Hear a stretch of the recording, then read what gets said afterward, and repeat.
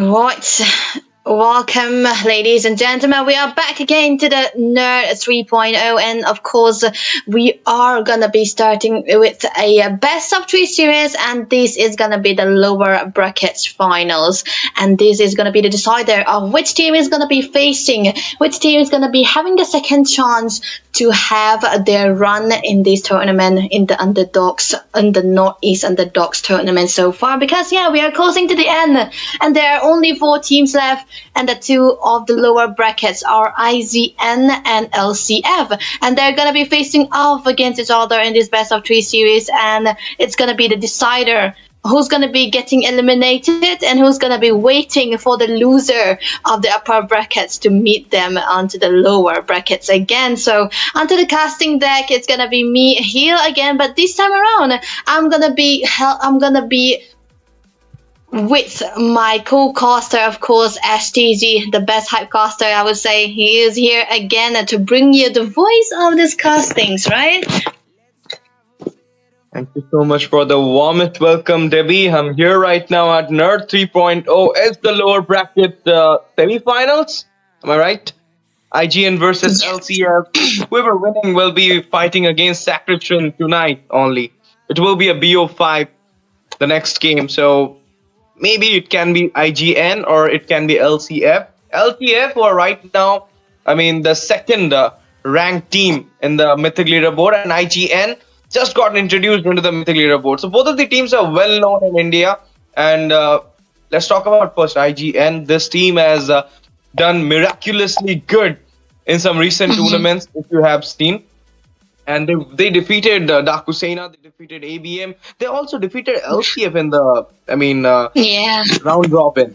So it's like, it's a revenge game for LCF, if you will see, because they already got lose against this IGN in round robin. And it's the only team who managed to make them a defeat in the round robin, if I'm not wrong.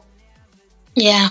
That's actually true, because LCF this is going to be the redemption arc, right? But against IZN is one of their topmost priority in this tournament. They want to face IZN so that they will be able to get the revenge on what IZN did to them into the round robin, breaking their win streak in this tournament so far. So IZN, they have to play it so good here, but you know what? We're going to be drafting here right now into the game number 1. Here we go. LCF will be having the first pick and IZN will be having the second pick. The bands are already in, and you know what I think? When the players are here submitting all their pictures, it looks so good and so professional, right? It looks like the production just got a little bit more better. A++ for that. They look so amazing here, like a real esports player, right? Yeah. Obviously, and this is what the Indian community esports is going in. Maybe we didn't got the slot into M7, but we're hoping for a slot in MSC 2026. So it's already out, guys. If you have seen it, the M7 slot, but sadly we don't got into that thing yet. So let's see if next year will be our year or not. But right now, this is a year. This is the game for these 2 teams, IGN versus LCF. Both of the teams, as I said already, well known in India. LCF, who just won a lot of tournaments recently, as well as IGN. These 2 also fight against each other in the round robin. IGN was the one who makes sure that they will having the test of victory in the round robin. But can we see a redemption? Can we see a revenge? The arc is going on. It's at the Nerd 3.0. Are you guys excited? Because I am here. Debbie is here.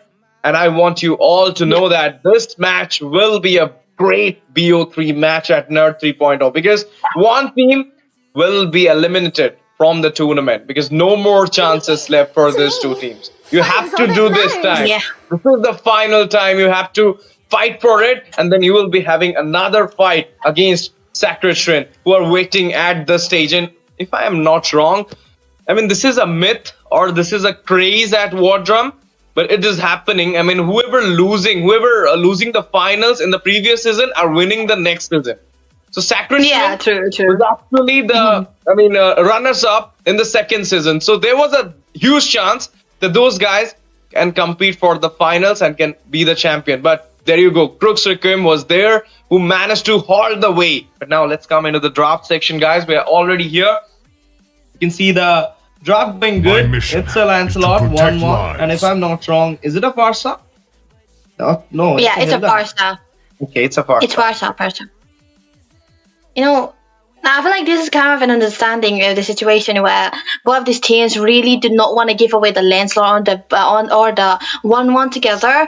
But the fact that Approx Aizen bent away the need utility, no which is kind of protection from the counterable this time around, is kind of like a double-edged sword because they already have to give away the Baxia right now into the hands of LCF. Even Sir Armand can play this hero too.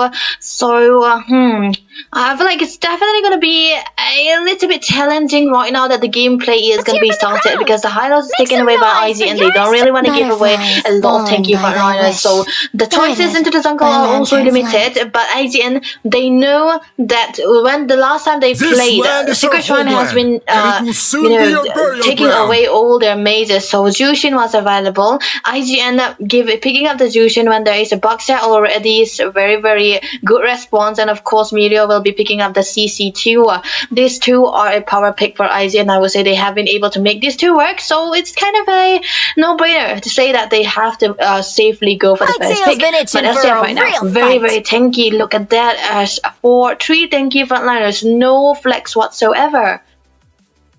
Of course, no flex whatsoever, but you can say that Jushin is again went to IGN this time, and if I'm not wrong, last time when the Jushin got out from the hand of LCF, they didn't manage to win that match from Crux Requiem. But this time, they need to do it, otherwise they're out from the tournament. But let's see.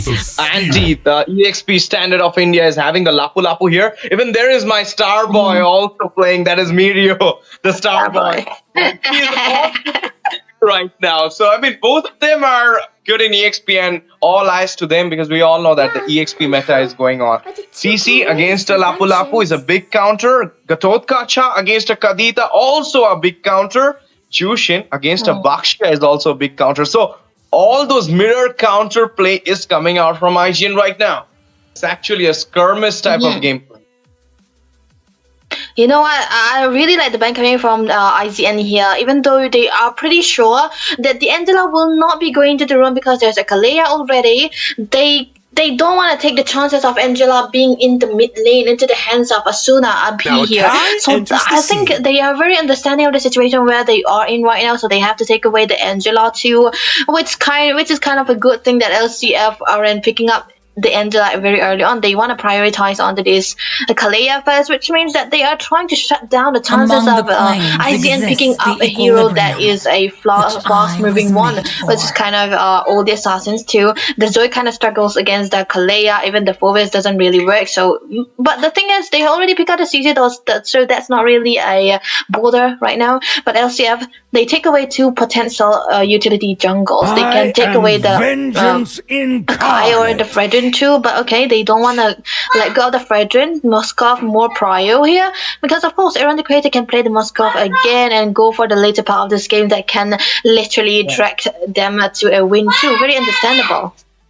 Surprisingly, Debbie, I'm not sure that why LCF didn't went for the Xbog ban. Xbog would have been a big potential hero right now for IGN side, and if I'm not wrong, Respect also likes to play Xbog. And against a Bakshia jungle, it will actually work better now. So look at that. I'm talking about it, and here it is. I mean, you went for the Akai ban, but you just left out that Xbog. I mean, maybe not a big trade for LCF. That's maybe the reason they're not banning it out. But Xbog will actually be a great hero against a Bakshia, against any utility jungler like Fedrin, Bakshia, Akai, anybody. But now let's see. Last 2 LCF coming in. It's a mage and a gold laner. I think if they go for a burst, into the gold lane side, it could actually work because the Faraga armor can be neutered down. If the Kalea Beatrix combination coming on right here, I wouldn't even be surprised. There's a lot of choices. Even the Nathan is also a very big choice if they want to go for the utility into the mid lane, into the hands of Asuna. They could go for the Nathan too, but never mind. They want to go burst together, 2 fishes in one pond. Never mind. It's gonna be LCF picking up the way, but that's gonna be the signature Iristel into the hands of Stark TZ. You know what? It's such a bummer that he did not win for the Natan. It could have been it could have been a very, very good option here. But still, the Iristel does have a low threat into his hands. But you know, it can work out to the later part. But the Harry coming through, wow. Okay, IGN, they're playing this so good. But the fact that LCF already have the Boxia, the Harry doesn't really fare well against the Boxia though. So they have to be very, very careful on who they initiate on. Whenever there's a Ramen into the picture, they have to be, they have to move a little bit slower. They need to handle him first before they go for the Zaman Force, especially into the hands of the Aaron the Creator. But into the laning phase, Ash, I think Iritel and Harriet does win out. I mean, Iritel will have an upper hand for it because she got the mobility that the Zaman Force cannot cut up that much movement of Iritel. But you know why this Harith pick comes up? I feel like with the Stallion Scythe, you have the true damage. And when you got the true damage, you can melt out those Kalea, Bakshia. So it is actually working here. I mean, even though you're not going with the carry because you know it got the short range, but here you have the magic penetration, and with the Stallion Scythe, you will have that, potential to have the true damage on the tanks. And we all know true damage doesn't have any counter build. So this is the reason he might go for the Harith pick here.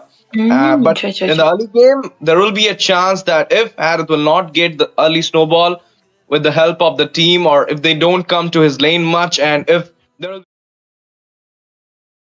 falls down, and that would be not a good thing for IGN. But right now, here we are into the land of dawn for the first game of tonight in the first set of this BO3 series between Team LCF versus IGN. One team will be going into the glory to fight with Sacrifice, and one team will sadly say us a bye. So who it will be, guys, let me know in the comment section. I'm waiting. I'm also reading your chats. So whom do you think gonna lose this match? Yeah, it's kind of unfavorable for both of these teams into the lane as well. So they have one winning lane, they have good winning lane. So I feel like they do have a chance to the early stages of this game just because they have a Zushin, which can actually be a provider for them into the mid side as well. But that's going to be a steal into the top lane, which is going to be giving them a lot of time. But Anti getting bullied by Mr. Bolero Uncle Mirio. No, he's not. He just looked like one. But then again, look at the engage though. That's going to be a slow one. An early rotation for Rudius onto the bot lane, which is kind of something we don't usually see. But when you actually lose outright, you really want to give him a little bit of a hand. Of course, and now it's already started. This is the thing. I mean, you gave the CC to Mirio, and right now Mirio will actually win the EXP lane easily against the Lapu Lapu. So you have to take care of the goal lane. I mean, if you're trading it out, if you're losing out the EXP, you need to take care of the goal so that it will be an equalized thing. But now it's kind of a Bakshia is going for the gank at the EXP. CC will go into the backside. That will be an easy one. And it's time for the turtle. It's just 13 seconds. 7 seconds away from the land of dawn. So Debbie, what do you think? We're gonna have the upper hand at the turtle?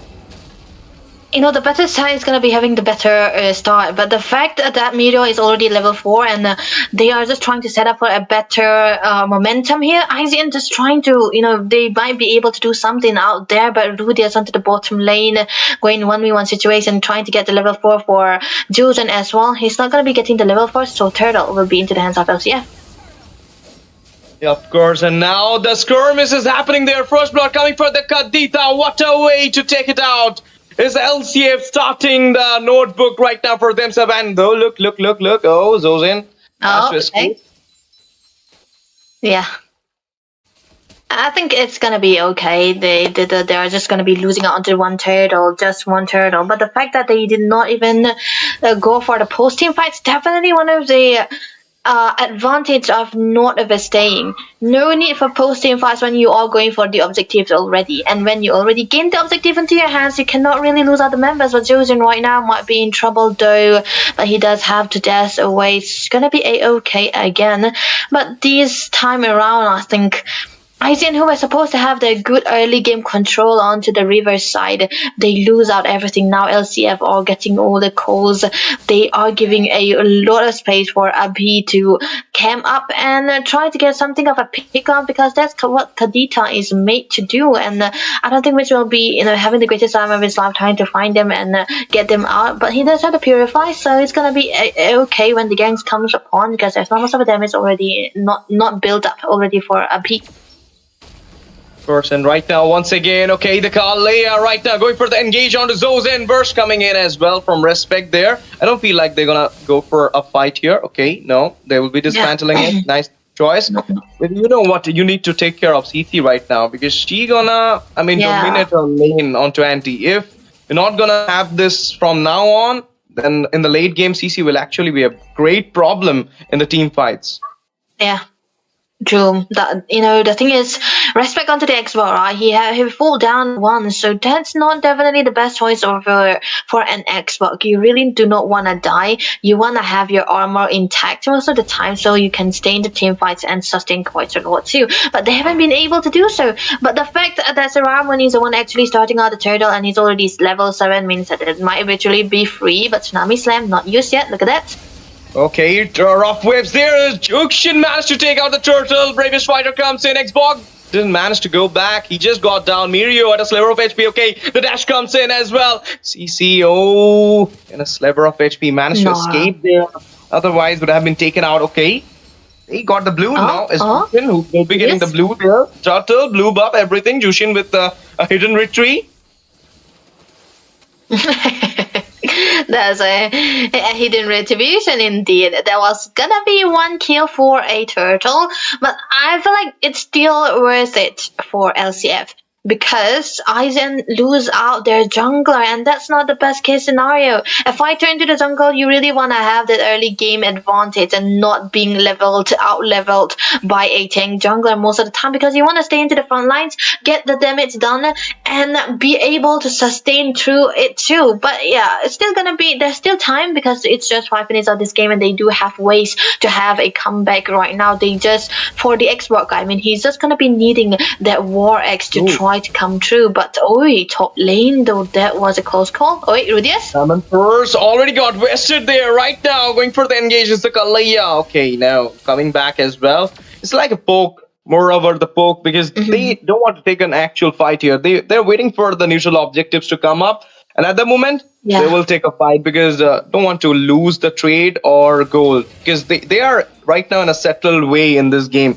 They're having a 1k goal lead. They don't have any macro lead though, but in the micro they have 2 kills onto their side, so it's okay. LCF started well. Nigel also playing very safe at this moment. This lead can be equalized, can be also traded out as well from IGN. So both of the teams are kind of playing very safe at this moment, which going in. There you go, as well as Mirio joining them. Kadita from the behind backdoor. Okay, managed to take out the Faraga armor from the Xbox before the turtle. So it is a chance for LCF to claim the 3rd turtle as well. Bravest Fighter comes in. There you go. Vengeance popped up. CC managed to go back. In the meantime, Zozen engaged with the AOG, but will not be much for the side of IGN. 3rd turtle secured by LCF. 2 for 1 and the turtle.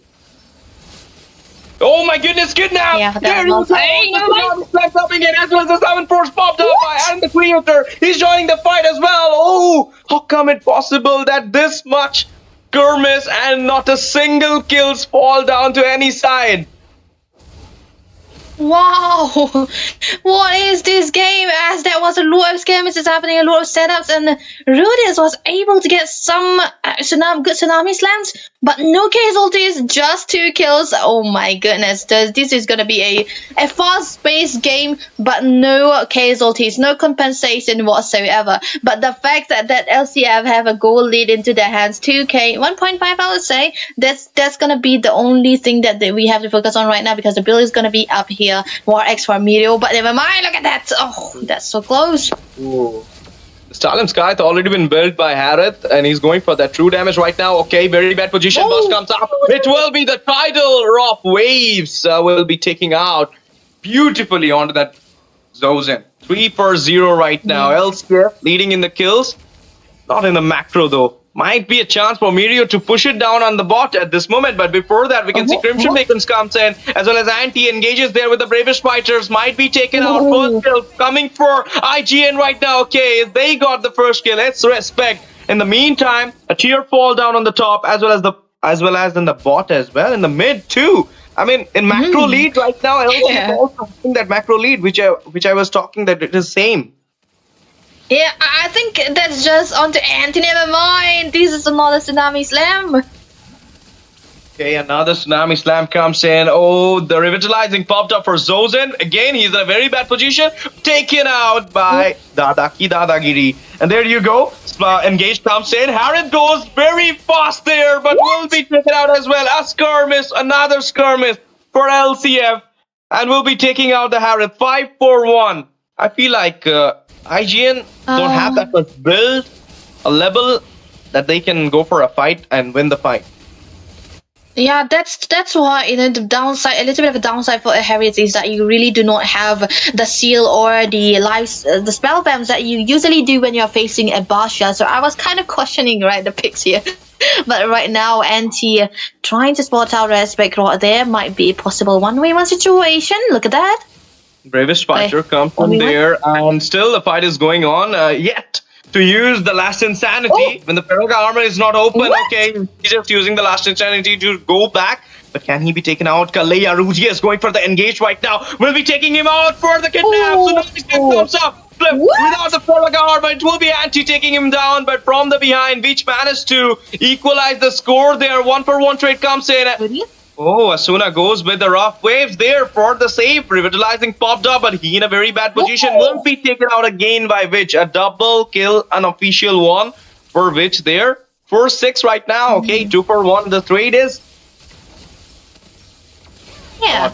That's definitely. Oh my god. Witch, my goodness, Witch. Double for Witch. Unofficial maniac, if you will say me. Yeah, he got double there in the bot and then come back on the mid, managed to take down two. Lord is right now marching on the front.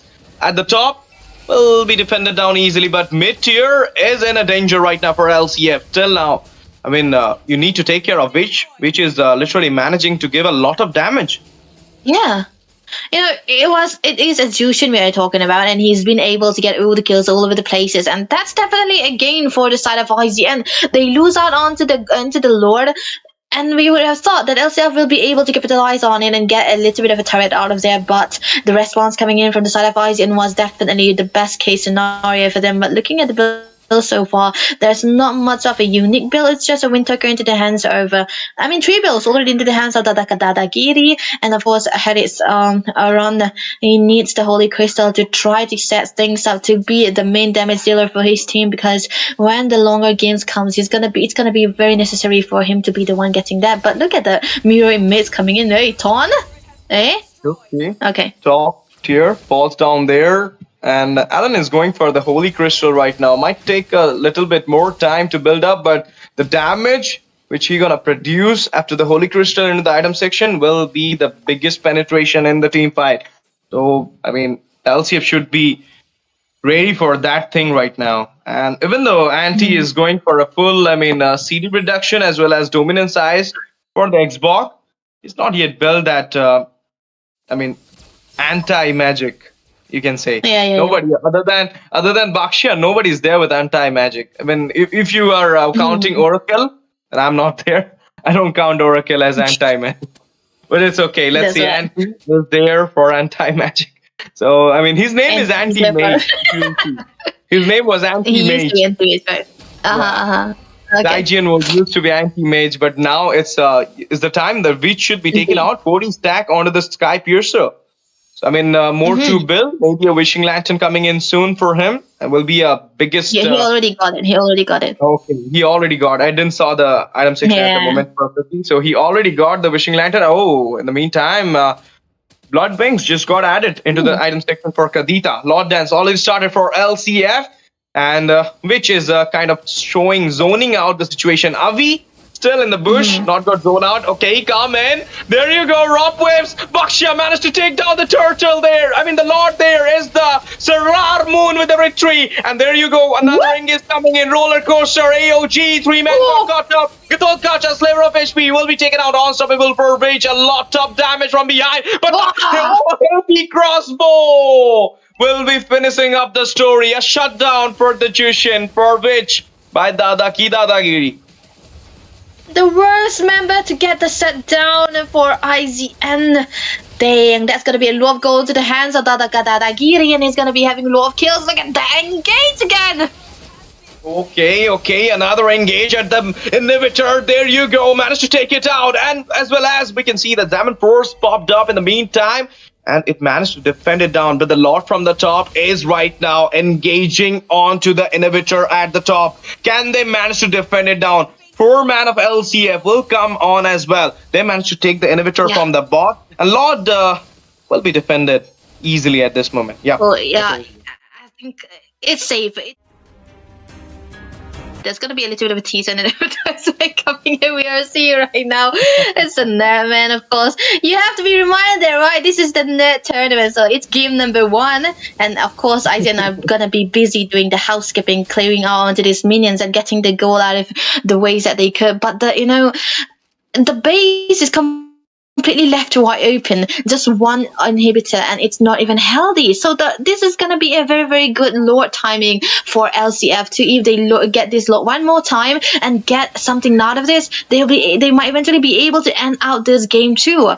But it's going to be a very, very slow one. They have to be really careful to not go overboard and not over-engage, because there's also a damage already into the hands of the Harris around the creator. He's going to be needing the Divine Glaive though, so that he'll be able to dish out the damage onto the Baksa, who have always been the one frontlining. And it's always Rudius, right? Even the initiation, he was the one who initiated, but he's not the one necessarily taking all and soaking out those damage. And this is how you want to play the Kalea. You want to have another option of a damage soaker, so that you'll be the one who initiated, but not the one tanking everything out. So this is definitely one of a good scenario for LCF right now. They have to wait for the Lord. It's going to be up in 30 seconds. They don't want to lose anything out and not go overboard and not get overly jealous. They have to play it very, very disciplined too. And they have to set down to the long lane, so which NT is doing as of now. So this is a very, very good game for LCF to come through.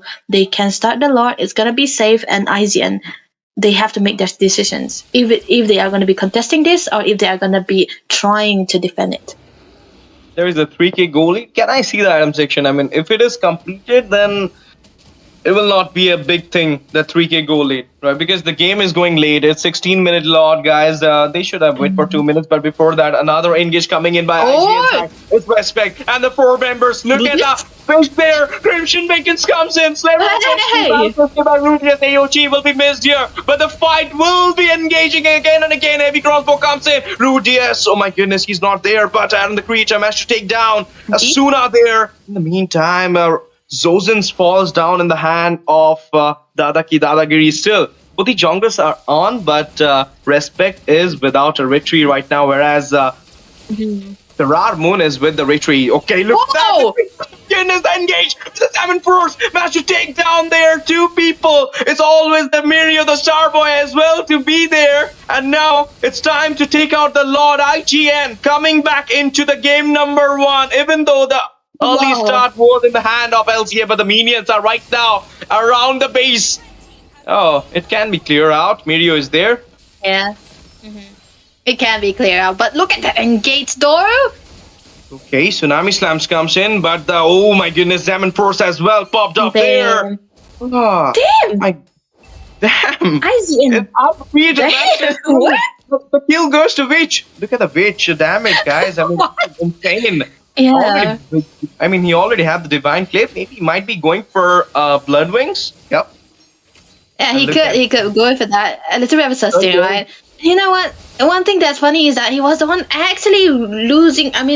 taking the control of that boost most of the time, and it's actually Josen who did the follow up, not the initiation. It's the Josen who started that, and IGN, they did not want to defend it. They wanted to contest it, and the contesting paid off. The risk that they took actually paid off. This is actually going to be a little bit of a comeback they are seeing right now, getting a lot of turrets into their hands also. But the lore will be clear out. It's going to be okay. But look at that, AOG.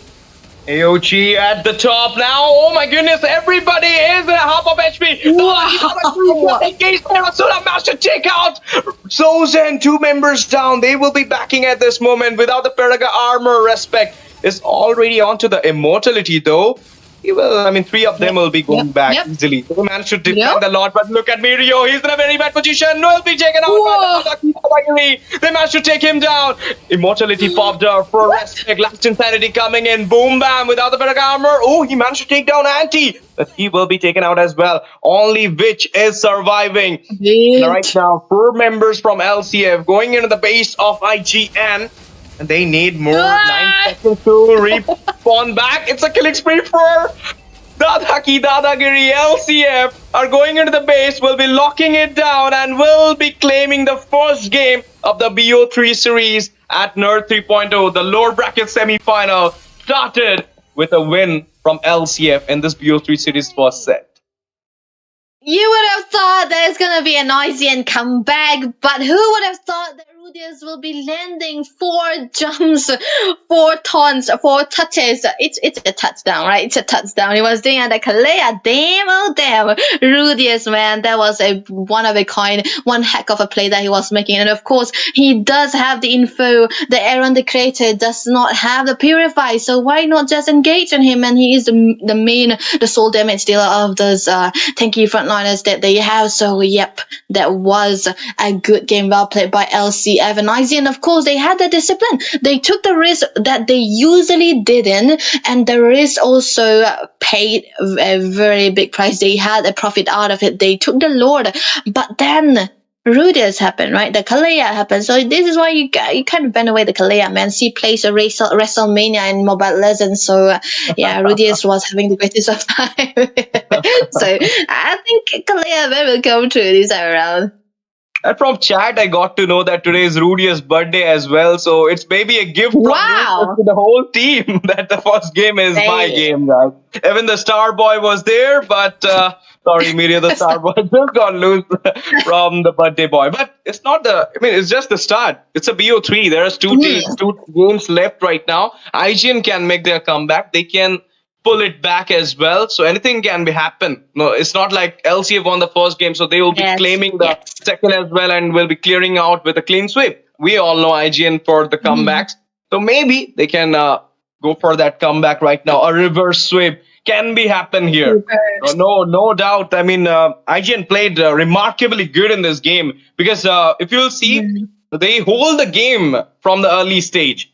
Even though they lost kills, but they hold the game. They managed to equalize the goal. They managed to equalize the macro with the turrets stealing, as well as they managed to take out the Lord at the second Lord fight, if you remember. The fight was too insane. When they went for it, even Respect doesn't have the retreat, but he still went for the fight. So it's like IGN was about to win, but there was a small mistake when they engaged at the top lane with the second Lord. They should have waited a little bit more. And they should have take care of Dadagiri because, Dada was their, main damage dealer. And he was not been caught up by anybody. And if you see, Zozen was missing the AOG. He should have went for the backline. So that's the main reason they should think about it. Because if you will see, Kalea was actually engaging on the backline as mostly. Yeah. But it was Vich who was actually playing remarkably good with the Jushin. Then got cut much by the Kalea, and therefore he was giving that much damage from the backline, also was claiming the kill. But when the 4 members got out, which was, what can Witch can do? Obviously you have 4 people coming into you, but you have no one beside you. So you can't do it. You're with a Jushin, you're not a Hanabi. Even Hanabi can't do anything here. I'm just saying. 50-50 game, but you can say like LCF got the win in the end because they tried their best. And IGN also fought their best, but it's okay. It's just the game number 1. You can say it, a bait sip. Now you will come back with the second one, or might you gonna take the series with a reverse sweep? Let's see what will happen, because we are here Yeah. for the second game, or should we take a break? I don't know. Production. We can directly go for the second game, which is what you usually do. But yeah, I mean, yeah, you can go directly, right? So we can make it fast because you know what? I've heard from IGN that if they take breaks between games, they lose their momentum. I don't know if it's an excuse or is it a true one. If it's a fact or an excuse, we'll have to find out too. We'll never know. But yeah, I would say that the game was completely interesting, and I feel like the Yisenshin ban is not really valid anymore because the landslot is important, but the Yisenshin has so many counters as of now, and this is also a kind of meta where you usually go for a mid-game winning lanes. So we will see what the mid-game will look like for both of these teams. Because the Jushin was working well, right? Like you already mentioned, but they haven't been able to find the right angle. So maybe the execution was also what matters here at this point. So maybe Aizen can play this better and get something of a different hero into the hands of Witch also, or something he's more comfortable on. You know, Assassin is his style, but he has been playing a lot of utilities.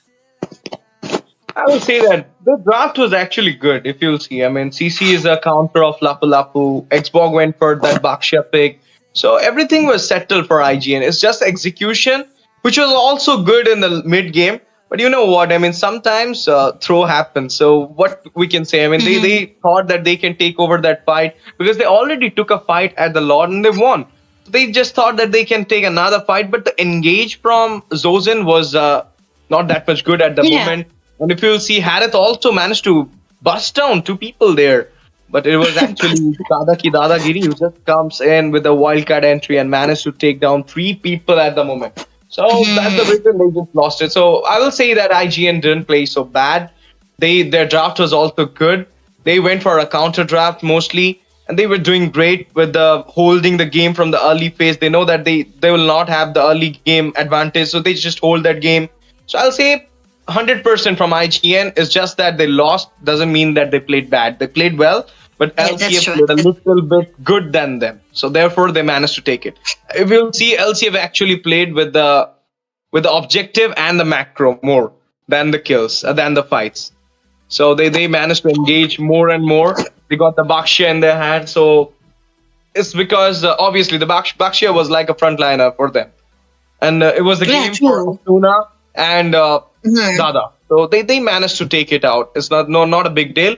But let's see what will happen in the second game, because this is the fun of a BO3. BO1, you don't know what your opponents are up to. But in a BO3 game, in the second game, you know some cards from them. You already revealed it in the game number 1. So if they are going for the same picks, same draft, you can actually go for a counter, or you can think something up in the mid. I mean, if you're losing the first game, you will be thinking like, okay, the CC doesn't work. We should go with the Alot against the Lapanapo if they're going with. Therefore, we are always think that in the BO3 games, we always see from big teams, obviously, we always see a different draft in each and every game. So that there'll be not, I mean, you cannot think about the strategy I saved my as soon as possible. That's the reason. Let's see. Here we are into the draft section, Debbie. Ban already started. Payback time. They took away the Korean Admiral again. Yi Chun-shin. No more into the picture. Okay, Lancelot ban can come through here. LCR taking away the first shot as always. You really don't want to give the first shot into the hands of Witchman. That guy does something crazy with his hero and he make it look like it's a different kind of breed too. It's just a glaze. I'm just glazing at this point. But yeah, the thing is, LCF, they are sticking to the same bans, even Izzy, and even though they are changing onto the sides right now. So I'm kind of banking on a ban on the... Wait, they cannot ban the Lancelot here. LCF should be the one banning the Lancelot if they do not want to give away to Respect, because that guy is respectable onto the Assassin as well. And even Seramun, right? He's those kind of players who brings out a lot of cheese picks most of the time. He played the Lucas even when it was off the meta and make it work too. So no Lancelot still. They won the Baxia ban. Very understandable because the Baxia is I don't know, it's like a number one here at this point. You have to open up the Lancelot if you want to give away the Baxia, and that can't happen. So LCF, they are still sticking on to this tanky ban here. What will Asian ban though? If they want the Jushin, they can Kalea? Yeah, the Kalea can be a thing. Rudius was actually great with the Kalea at the moment. Or they can go with high loss or My trail's been itching for a real fight. Yeah, but no, Kalea, there we go. Kalea. Respect towards Rudius, obviously. The birthday boy was literally a big influence on the side of IGN today with the Kalea. I mean, each and every slam was actually doing a great thing there. So they just taken it out. And now LCF might show another respect by banning out the Jushin, I think so. Because the Jushin was a real problem as well. If they are going for a utility, they should take it out. If they're not going for a utility, they can actually trade it out for them. I mean, bait. You can go for the gamble. Go for the Jushin, we have something in our pocket. Okay. Oh, if they take away the Jushin, they have to let go of the Lancelot too, so we have to consider that. It's kind of a... guided. Okay, they wanna use the Lancelot here instead. But Aizen cannot really fall for that, right? Because if they pick away the Lancelot very early on, LCF can bring the joy to Seramun, can bring the joy to the jungle again. But you know what else? Just pick out the LCF. I mean, I'm just saying, just pick out the Lancelot, not LCF. Just pick out the Lancelot, and it's gonna be fine, right? Against Joy also. You know what? I feel like if they were going for an early game Lancelot, I mean early phase Lancelot, they can actually get hindered by a Kufra or a Fedrin coming in as well. True.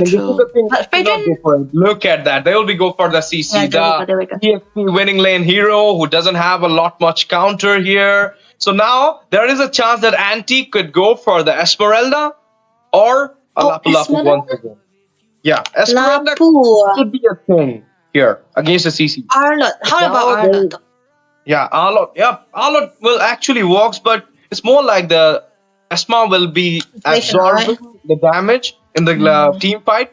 But Arlott is like, I mean, you know what? Arlott is a situational type hero more than, you can say that he can provide each and every support to every gangs of fight. So I feel like Esmeralda will be a good pick. Let's see.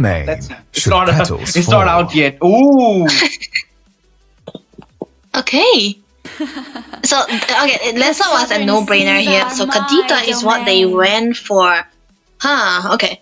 Kadita, Asuna, okay, it's more of a comfort, I would say, and a good pick-off as well. And this is kind of, the Kadita kind of stops everyone to pick out away the assassin unless it's the Lancelot. Now that they have the Lancelot, they are safe to pick out the Kadita too. So, very understandable. Now, Aizen, they have a pick here. You know, they usually go for the first phase Moskov to stop it from banning, to stop it from being banned away. But the first phase Moskov hasn't been finding achievements, so I don't think it's gonna be worth it right now. They need an initiation. If they go for the Gatot here, I don't think the Gatot is gonna be worth it. Okay, they went for the Hylos instead, so it's still gonna be fine. What do they pair out with? Selena? Oh, 1-1, never mind. Wait, I completely forgotten about 1-1. Gee. Yeah, I mean, 1-1 happened. We were so indulged with the previous draft that we forgot one of the meta goal laner. That's a 1-1 was already out here. So it's actually a great pick from Aaron. And you know, this isn't hooking up with the 1-1. My goodness. You went with the 1-1. They went with the Kaza right now. And it is actually you know what? Kaja will be a great counter to the Lancelot. So they just picked it out. Even though they already picked the Roamer and the PXP from the side of IGN still. Somehow, I mean, Kaja can go for the mid as well. Anything can be happen. So it is actually an insurance pick from LCF so that nothing will happen to Seramun at this moment. And you know, the best thing is, look at that. I believe, it's my opinion, that these two junglers, Serrar Moon and Respect, are the retreat god of Indian community. This fight is actually a great fight. Even though the previous one we didn't saw a contest at the Turtle or the Lord, so I'll not say anything about it now. We do saw that it was Witch who managed to steal a Lord, steal a Turtle. Yeah. Experience the euphony of suffering. Retreat. W, man, it was actually perfect. But the fact that LCF pick away the Kaza and banning away the utilities, they are forcing IZN to go for an assassin. They are practically forcing him, forcing Respect to pick up the Joy. And the Phoebus, oh my goodness, NT will bring out the Phoebus again, which is also a very good hero to go against the CC as well. Damn, I think IZN are in dire position to try to get something out of the two last picks that they have. They are in a pickle though, because if they pick out the Joy, there's already a Kaza, there is already a Phoebus too, and that's gonna be a triple threat coming in from the Kadita again with the Petrify combination. Among the planes, the mid is gonna be important. Wow, they still went for the Eve against the Kadita? I'm not sure about this though. Eve against the Kadita and then Lancelot. Okay, Suyo. Suyo was safer though. Yeah, and let me tell you that his Suyu is actually an outdated thing, but in the hand of Respect, I can't say anything else because he's kind of a good Suyu player. We all know, and I mean even Serrar Moon is a good Suyu player, but Respect is kind of a. Oh my god. Oh, okay. We are hoping for a Natan, but it's a Claude coming in by Stark TZ. Yeah, Natan. Dadagiri with a Claude against a 1-1. That is a kind of a. I mean, he went for. And comes I mean, you know what? I feel like Andy is right now gonna give a big thing here because you know what I'm going to say here. I never saw him losing with a Phobias. That's what. Mirio losing with I never saw Mirio losing with a lot. That's the thing I can say here that I never saw Anti losing with a Phobias yet. So it is actually a big game right now. It's game number 2, guys. A match point for LCF because they already won the first game in the BO3 series and the do or die for IGN. Anti with the trademark Phobias pick. CC is in the hand. The counter for Phobias is in the hand of Mirio the Starboy. The EXP meta and these two EXP laners are right now fighting with each other. Retreat gods are also here. Serrar Moon versus Respect. This match is literally one of the insane match of Nerd 3.0. Even though this is not the finals, but still, this is one of the insane match. I can say this. I can wait for it. W, man. This is the last pick coming through from the side of LCF, closing all the gaps. It's a good counter against the Eve as well as the 1-1-2. So we'll be seeing how the execution goes off because game number 2, Land of Dawn, here we jumped in. We will see the second time Mira will be picking up the CC, trying to go against the 100% win rate. Phobias in the hands of NT. So the mid lane priority is definitely going to be out there. And the Hylos is, one of the safest choice that they can go for. And it was actually good against the card to Eve. Eve played the cards right. But, now that they have control onto the mid side, it's going to be very crucial for them to have a safer position right now for the side of IGN. Because AP onto the clear will be Satanis against Witch here onto the Eve. Of course, the game is on, guys. It's between Team LCF versus IGN. 1-0 is the score right now. LCF playing their match point. IGN playing their do or die. They need to do anything to win this game. And already we can see there is a gank going at the bot section. CC. Okay, that is a good thing because Phobias cannot win 1v1 against CC. So you just went for a EXP rotation first. And now come back to the mid. There you go. Okay, Hylos going for the invasion at this moment, even with the Respect there. Retreat just comes up for Serrar Moon. Got the raid there, as well as going for the buff. Wasn't aware that Respect is there. Respect going back at this moment. Nice escape there.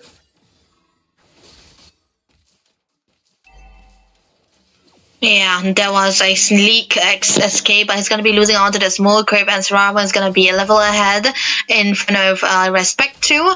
But yeah, that's gonna be a very good rotation coming from the side of LCF. They are controlling all the pace of this map right now, and they're definitely gonna be starting the turtle, which is the most important thing right now. But look at Serrar trying to do something into the mid lane.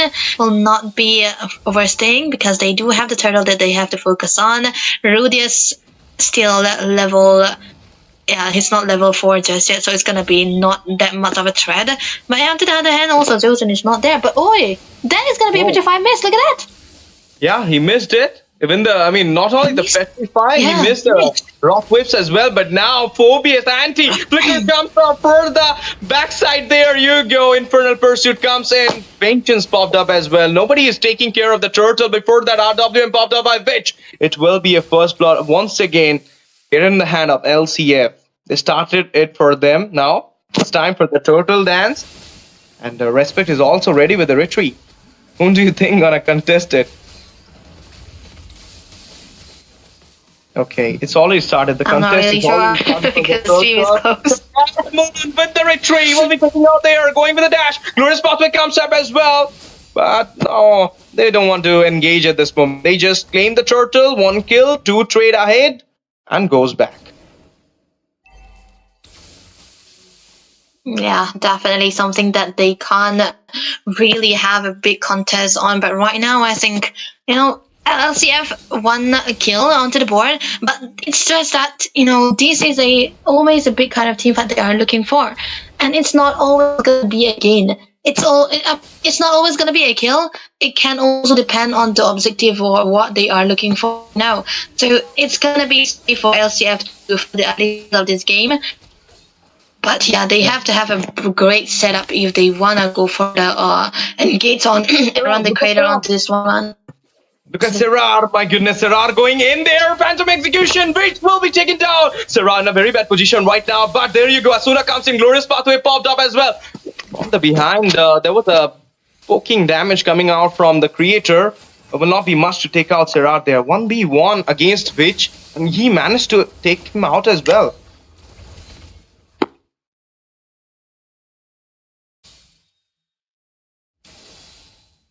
Okay. Yeah. I think LCF are finding their very good footing right now because looking at the goal so far, right, they have accumulated 2k glory into their hands under 4 minutes of this game, which is something you don't usually see against ICN. They're so good in playing the early games and not losing out, but this time around they're going to be completely set into the back foot and they're not going to be able to respond to any kind of plays coming in through by Beam most of the time because he have the advantage onto the map, he have the control onto those bushes, and when Kadita have a control of those bushes, she's always going to be trying to get an ambush out of you, and that's not going to be the best case scenario. And it's also not just the ambushes, it's also the vision that he takes on you that's gonna be very crucial. But right now, look at the engage backline. Turtle dance already started. There you go. Before the crossbow tank can come in, retreat. Oh my goodness, it is Respect taking out the turtle there. And now Serrar Moon with the engage going in. Slaver of HP. Rudius will be taken out. Phobius with the Infernal Pursuit managed to take out Respect there. Anti coming in and taking out Respect. And now the blue buff will be taken out by Serrar. Even though, RWM popped up, slowing down the anti there. Infernal Pursuit comes in as well. He might goes back, or he will be taken out. Which will be taking out anti there. Right now, Serrar going back. Will be able to do that as well, but 2 people got down with 2 for +1 with the turtle. So 3 for 2. Still, LCF won the fight. LCF did really want to fight MMI. Look at that, rough waves. But man, that's the problem, man. That's the problem of Eve. You are so immobile. You cannot even bring the Purify on your own. Even if you bring the Purify, you don't have the flicker to survive all those onslaught that can come through from all the other teammates. Man, and even there's a Cloud who can dive in onto an ulting Eve. That's why Eve wasn't the best case here. He could have also just went for the Nova. Yeah, I'm just capping at this point, but never mind, they can actually make it work. But the fact that he already have a control onto those boosts, he will be finding kills all across the map, and that's definitely one thing that IGN should focus on, because the pressure is definitely out there. They do not really have the vision. They do not really know where the other people of LCF gonna be, so they have to stay close and they have to stay burning. Once again with the rough waves there, managed to take out Witch. Asuna is right now going for those bullseye onto which every time he's just hiding there. It's just like it remind me of Invoker Kadita. He was just hiding like this, waiting for the goal laner and the mid laner.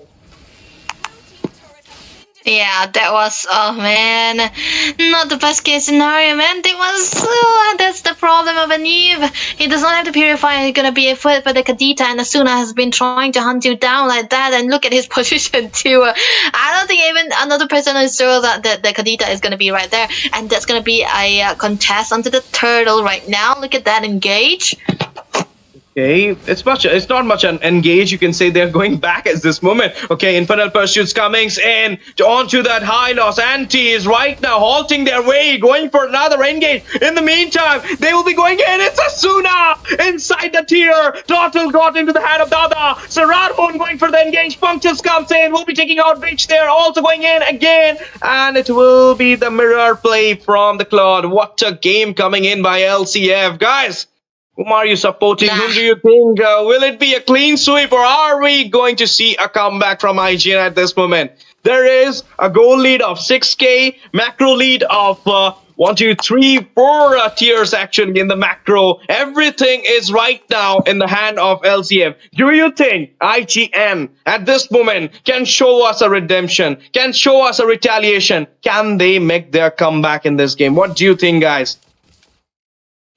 Yeah, you know, they have to focus, we have to see the audience first as well if we are able to, because this game just looks so good for LCF right now, because IGN, they don't really have a response to this Kadita in particular. They have a 1-1 of course, but the 1-1 is the only set that there's no combination that the 1-1 can go through in, and even if we try to go for the crosswafting, most of the time it's just a lot of mobility onto the side of LCF that he cannot really catch up. And even if you pop your ultimate onto NT, that is the Phobius, yeah, he have the Vengeance, so not the best one at that, and he cannot even use out your crossbow tank onto the Lancelot, man.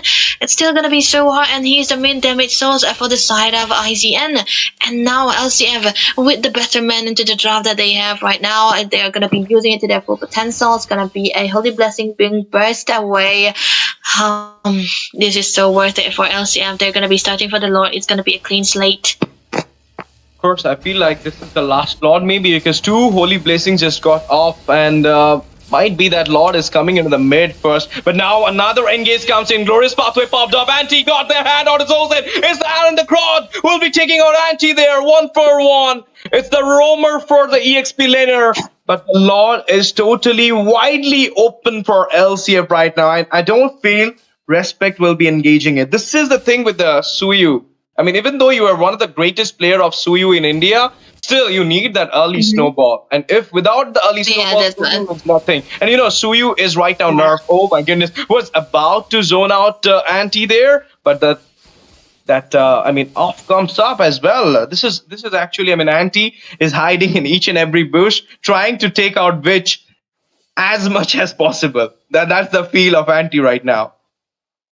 Yeah, I don't think this is gonna be actually a contest also. Oh, man, it's gonna be so hard for IGN to have a comeback unless they pull something like they did into the first game, which they eventually lost but still found a value of.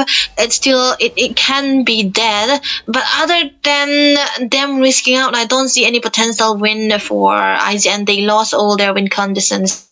Their win condition was play to the mid game, play for the 1-1, and now that the 1-1 is just close to 6k goal, and even Claude is already 8k, that's not the best case scenario, man, and he's already got the Trinity onto that too.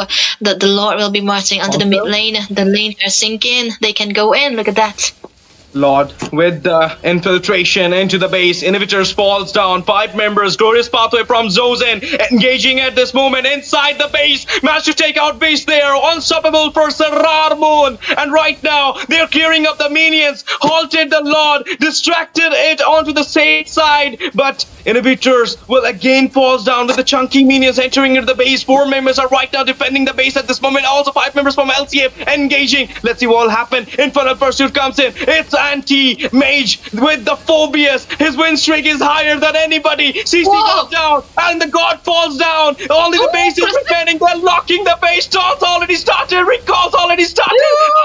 Popped up, but it will be LCF taking out the victory with this series with a 2-0 and a clean sweep onto IGN at North 3.0 at Wardrum Esports. It will be LCF going into the lower bracket finals to fight against Sacristream in a BO5. And sadly, but it is the time for IGN to depart from this tournament. I'm very sad for this, but what can I say? There will be one winner and one loser in a game, and this time it is LCF.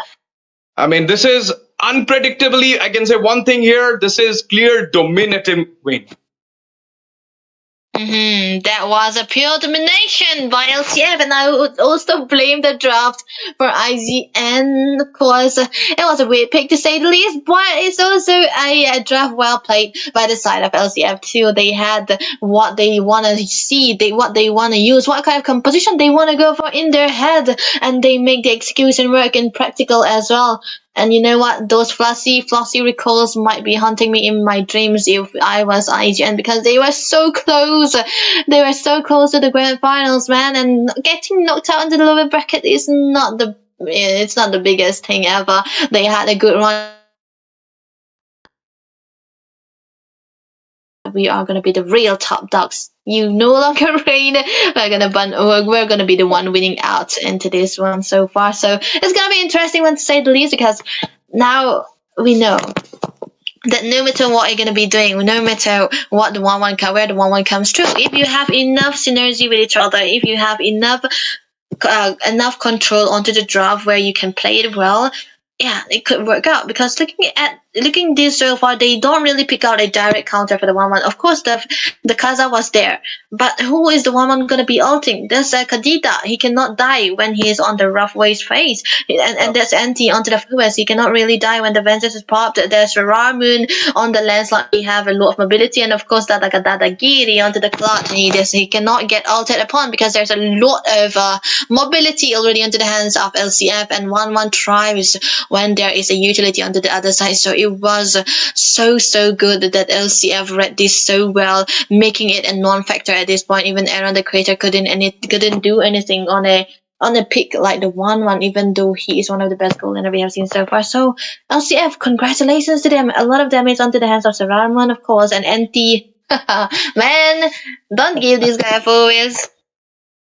But you know what, Debbie, the catch is? Redemption arc is still going on for LCF right now. They won game. I mean, in one game, they won it against IGN. They cleared it out. That the round-robin revenge is already set. But now it's the time for the revenge at the playoffs, which happened 2 days before, when Sacristream managed to take out LCF at the playoffs with a 3-2 score. And now the redemption arc, which I said, is still on, because LCF will be fighting against them. Guys, don't go anywhere, because we'll be coming back soon with the biggest banger of this night as well. Yeah, the first one also a banger, but second one will be a biggest one, because it's between Team Sacristream, revamped Eliminators, I call them, versus LCF, Laxmi Chit front. So this will be a real banger of this night. And let me tell you that still the streak of Phobius with Anti, or Anti on Phobius, whatever you say this, is on. But sadly, it's a departure for the star boy Mirio. So it's like, I mean, both of the EXP laner were good, both of the mid laner were good, but as Debbie said, sometimes the draft might be an upset for a team. So it's all about the draft and the execution. So what can we say? But well played, IGN. You secured the 4th slot at the North 3.0. So, I mean, all the best for your future journey, as well as I hope you'll be shining in some other tournaments, obviously. W, man.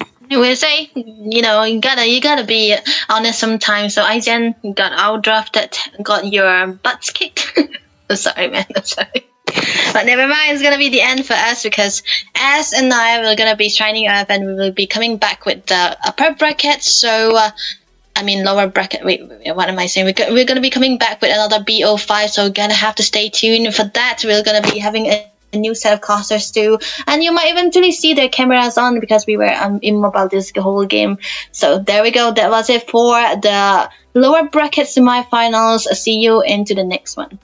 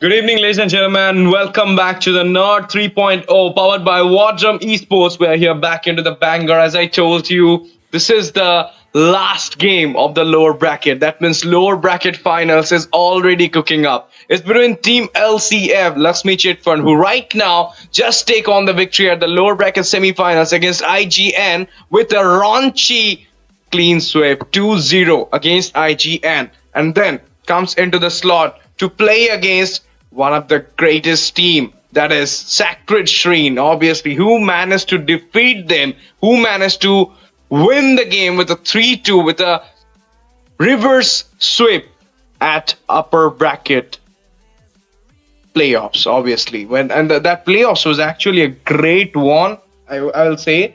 When every eyes was on LCF, but then the reverse sweep happened.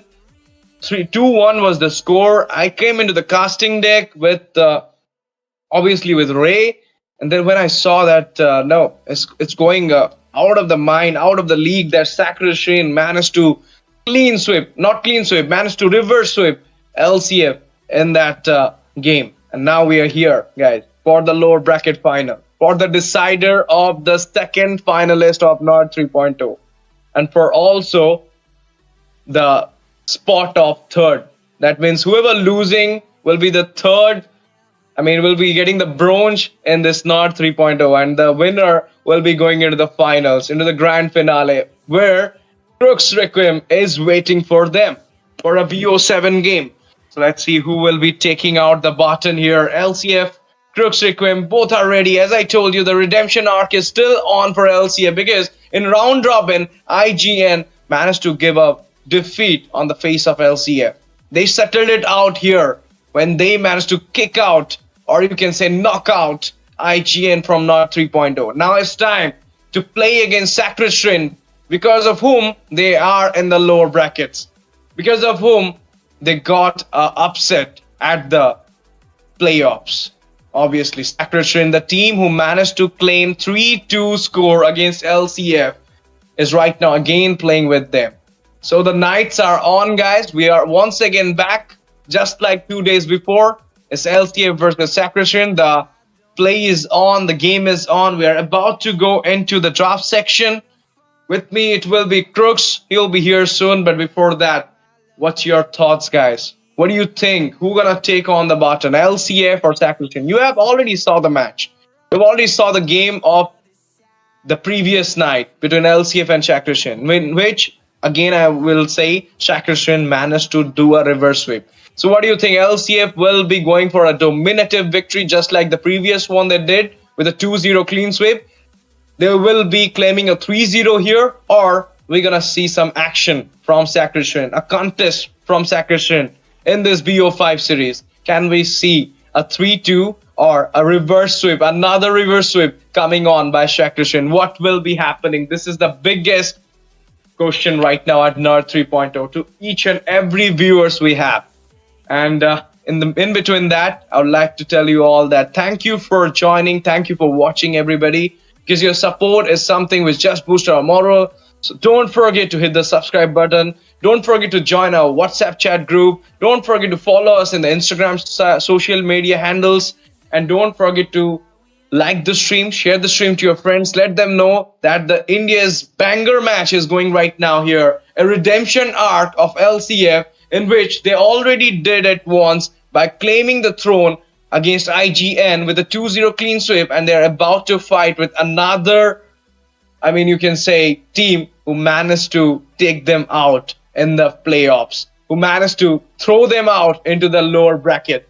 So it is actually the biggest revenge LCF going to play. Sacred Shrine, actually known as the revamped Eliminators. Eliminators is already one of the biggest, you can say, rival of LCF from very beginning of Indian community esports. We always see these two teams having the final games, having the most contesting games of our community. And again, we are here seeing that thing. And you know what the catch is? Serar Moon, the jungler of Eliminators, is right now in LCF, and he says he like more LCF than Eliminators. So he's here for the jungle at LCF, and will be playing against his old team, that is Eliminators.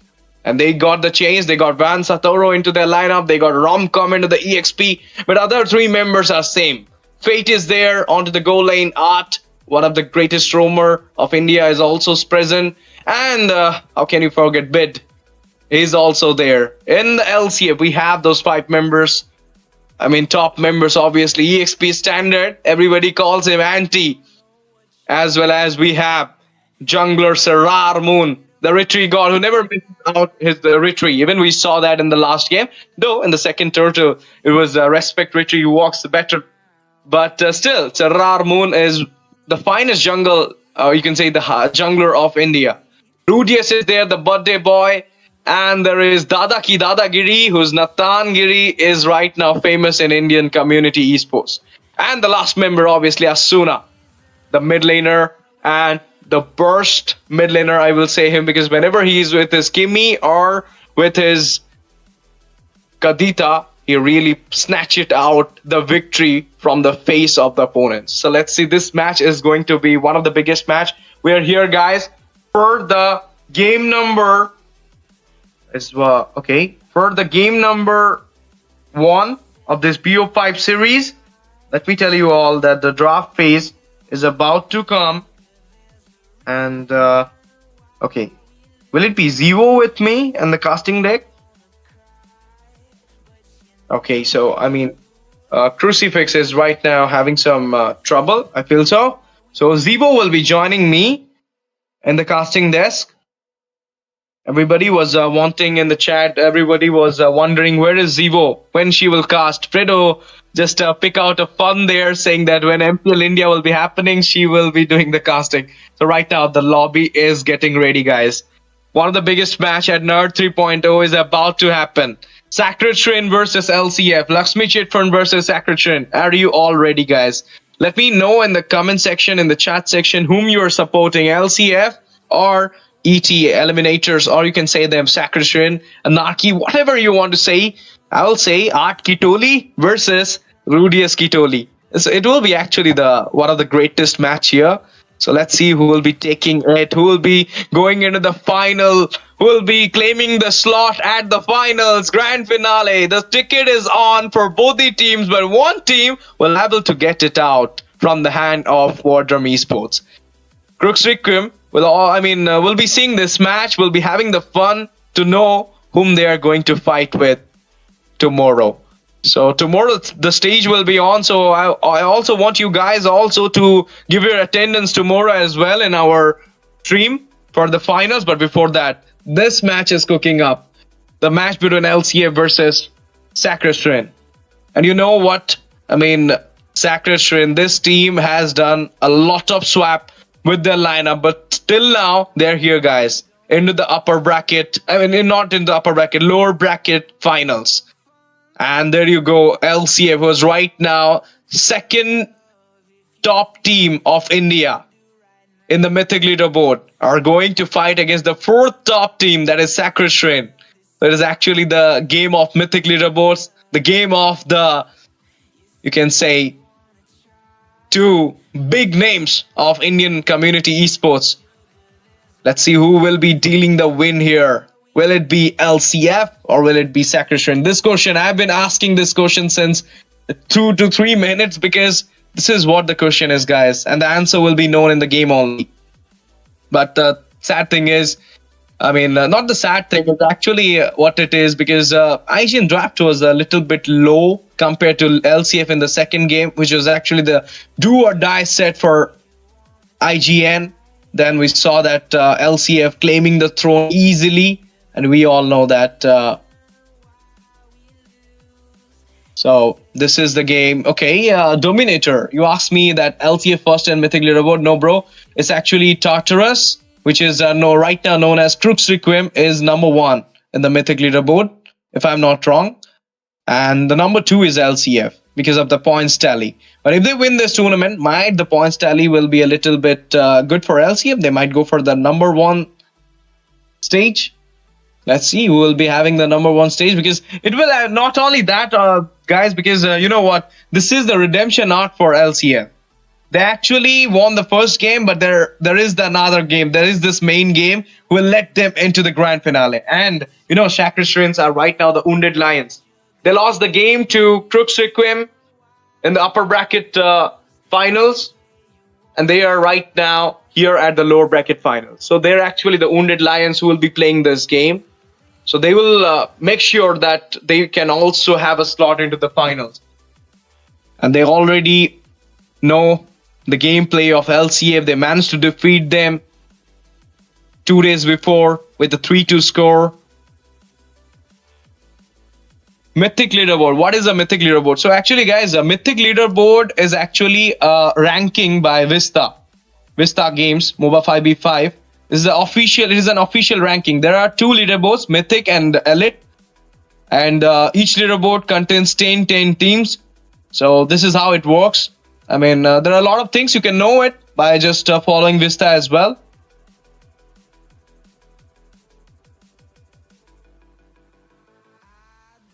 And there you go, guys. The lobby is already done. We are into the match soon. Players are coming in. Game will be set on fire right now. LCF versus Sakratrin. Are you all ready? Crux Requiem is waiting in the finals to see who will be the second finalist to come up.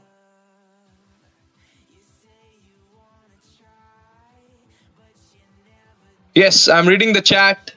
Balbir, bro. I'm reading the chat right now. You can ask me anything you want. You can also help us by sharing the stream to your friends. You can let them know that we are here. And stay active in the chat, guys, as much as you can, because you know what? They'll be getting the giveaway there as well. Dominator, I'm gonna be #1 soon. Okay, bro. You'll be #1 soon, but you need to grind more to be the #1. You know how much grinding ABM does to be #1, LCF does to be #1, Tartarus does to be #1. So you need to grind more as well with your team. Coordination, synergy, draft, meta, everything you have to know, and then you have to grind it. Hey yo, guys, the Crucifix. And I think, Ash, what he was trying to say was he's going to be #1 in the chat today. Oh, I thought he wanted to be he was the one asked me, what is Mythic Leaderboard? Who is #1? So I thought he wants to be #1 in the Mythic Leaderboard. Oh. So he can't be #1 solo. He needs to come with his team. But okay, he will be #1 in the chat easily if he will do some spamming there. But it's Lentina right now, obviously. Oh, jeez. #1 there. Dominator is #2. Who is #3, by the way? Me? No, I can't be #3 because I'm not typing much. It's Deepak Bhai. Hello, Deepak Bhai. And you guys know, not only this, Crux, if they will be active more in the chat, they can get it. They can get the diamonds. They can get the giveaway. So be active, guys. Nits is right now. Okay, TRT is Crux Requiem now. Yes, TRT is Crux Requiem now. Eliminators became Anarchy, and right now they're known as Sakratrin. And there's like this. Crucifix is also there in the chat. My goodness, I should also type something. I also want to win some diamonds. Everyone's actually going everyone's having so much fun in the casting, not casting desk. I mean, the chat section. Everyone's just enjoying themselves. Apparently, everyone wants to be on the caster desk with us, and I'm not going to deny this. He's a good caster. He should be here. Okay, Wan's. I don't know why everybody's spamming his name, but he should be here if he wants. Cult. Yuta just started a cult, guys. Yuta Yokai is going for a cult thing. You're not supposed to be making a cult in a chat section in YouTube, bro. This is not right. Okay. Was talking about Mythic Leaderboard, chat, direct, jungle gap, every team. Okay, bro. He was, see, Dominator was talking about the Mythic Leaderboard. He was interested in the Mythic Leaderboard #1 rather than to be #1 in the chat. So Dominator, all the best for your journey. First, you need to be into the Elite Leaderboard, and for how to get into the Elite Leaderboard. I know a little bit things. You have to win some community tournaments, 3 or 4. You'll be into the Elite Leaderboard. Then you have to compete in the big ones. And if you're gonna win those tournaments, you will be in the #1, and maybe your team will be the future #1 team. I hope for the best for your team as well as for you. Keep grinding, guys.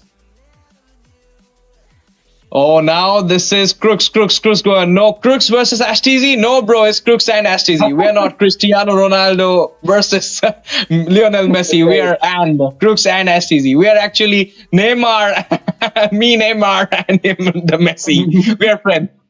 But absolutely not. I'm just someone from the streets playing, street FIFA like I used to play back in PS2 era. I love the game. I'll be very honest with you. The number of people on a FIFA stadium, they just overwhelm me. I love the old street FIFA whole mentality. There's just like 3 players and then 1 goalkeeper. It's just a 4 versus 4. It's an amazing game. I wish I could still play it though. No PS2 anymore, sadly. Yeah, bro, I'm losing. I'm happy to lose here. I don't know why everybody is spamming Caster's name. Now one's not targeted. It's me and Crux targeted you. And that dab. Okay, that dab was actually cool. I'll also try this dab here. This dab sticker is okay. Crucifix is also there spamming my name. Lol. It's okay, guys. No worries. You should spam. Rather not spamming our names. Let me know that whom you're supporting tonight. LCF or Sacration, whom you want to win this game and compete with Crux Requiem. The new team without Kimmy. The new team without Kyle. They don't have Kimmy and Kyle this time. So can they go for the final against LCF or Sacration with a win? What do you think, guys? Show your support to the teams with the stab sticker. Just type LCF or Sacred Shrine and just spam. Well, let's see who actually gets more spams. Let's see who actually has more supporters. Let's see who has the backing to get to where they need to be. With the dab stickers, of course. Okay. So with this, we're ready for the draft. 5 and 5 from each and every sides are ready. The teams are on. Let's go for the upper bracket, not the upper bracket, lower bracket finals. 1 team for the 3rd and 2nd team will be getting a slot into the finals. So before we proceed to the draft, Crucifix, whom you're thinking will be taking on the button today? Because Redemption Arc is for LCF and the Wounded Lion, who just got a loss from Crux Requiem, is fighting right now. It's Sacration. So whom do you think will be having the fun today? I'm not really sure both of these teams have gotten my attention. They actually have my respect too. They're amazing in the, obviously, the Land of Dawn. But one thing's for sure, though, you can't really have me, siding with anybody because both of the teams are amazing. Absolutely love all the players here. So I don't really know. I can't really pick a side. How about you, Ashtz? Who do you actually support? It's not about support. I mean, I can't be biased at the casters, but I will say that whoever will play better will be taking on the win. But as far as I see the gameplay of LCF tonight against IGN, they are literally looking, something rage. They're in rage right now. And today is Rudius' birthday, so I don't think they will be upsetting Rudius. So they might give this win, and for Rudius, they will take on. But Sacration, they managed to reverse sweep a game. The night everybody was thinking LCF will be taking on, they changed the mindset. Their draft will be showing a lot of things here. So I'll actually go with the game, not with my guesses. But if you'll ask me, then I'll say that I'll say like this. It will be a 60-40. LCF with a raising today will have a 60% chance. And there is a 40% chance that this Wounded Lion can come up with the win. So let's see. Phoenix or the Lion? Oh man, I really, really want to actually see something exciting right now. Because Rudius is going to be hyped up. Am I right? He's going to be like, oh, wait, it's my birthday. This is the day I get to actually be the king. I'm not going to win, and I'm not going to show any sign of weakness. This is what's on his mind right now. And I'm pretty sure whatever he's going to pick, he's going to actually give the most vision to his team. The most priority would be to keep his teammates alive. I think this guy is going to do way better today than any other day of the week or month or year or whenever or wherever. I think today is where he is supposed to be the star. I hope everyone's actually going to spam happy birthday for Rudius because, well, obviously, bro deserves it. He's absolutely beastie on the, Rome department. He's absolute Chad material.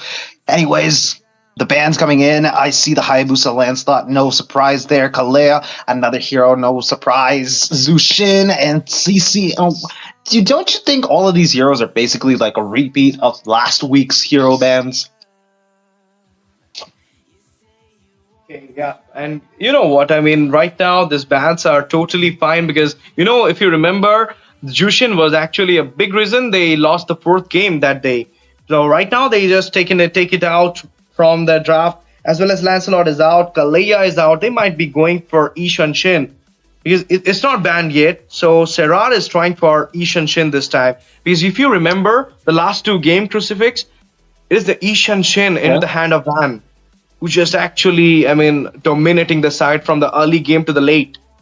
So let's see what it will be. Okay, Bakya got banned. Ishan Shin is open. What do you think? Will be a trade Anti will be doing here with a CC, giving out them the Ishan Shin? Or they will be going for the It's a good possibility. I think T is not going to actually be picking first, but instead might be a roamer, in my opinion at least. I have a feeling that right now the hyper position can be left open, and the roam position, a flex pick would actually be better to actually keep your cards hidden. You've got your trump card maybe for later, a good hyper, maybe something tanky like Fredrin, and pair that up with a Florin. No, I was completely wrong. It's our Yi Sun Shin, just like you said, Ash TZ. It's an absolute, wait, what's the word for it? I forgot. But, skip me. What do you think, Ash TZ? How does it feel to actually be right about this? It's actually, I mean, a good trade because, the last two times you lost the game, it was the Ishan Chain into the hand of Van Satoro. So you cannot trade it out. But now, you know what? Romcom is someone who is actually into a damage EXP more than a sustain one. If you have seen him, he's good with the Yuzong, he's good with the Phobius. And now look at that. He is going with the Lapu Lapu. Even we all know that Lapu Lapu is a damage EXP, but leaving out CC, going with CC is banned. Sorry, CC is banned. CC banned. Yeah, that's what I'm thinking. I'm sorry. I just didn't saw that thing. So CC is banned. So going with the Lapu Lapu is actually a good walk. Art with the high loss right now.